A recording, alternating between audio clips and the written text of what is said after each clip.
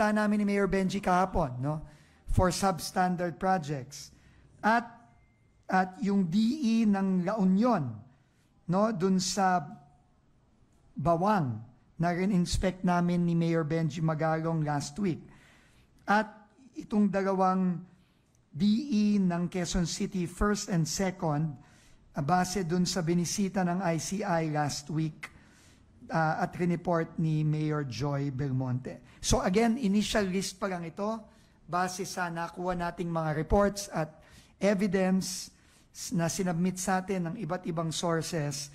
So we have sent official show cause orders dito sa mga opisyal na ito ng DPWH, kasama na rin to dito sa ating top to bottom cleansing, no?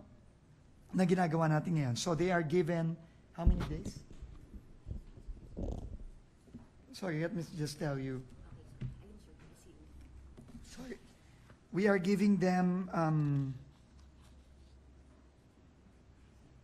5 days to submit their written explanations of the reports that we have received against them.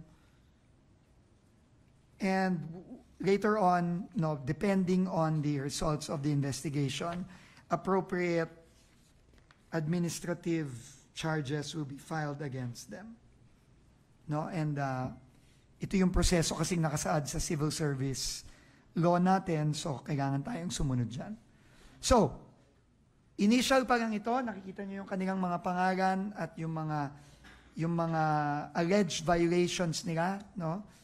Iba mararangyang pamumuhay, above their means. Yung iba naman ay dahil sa substandard projects na nakita na natin at ng ICI, at yung iba din ay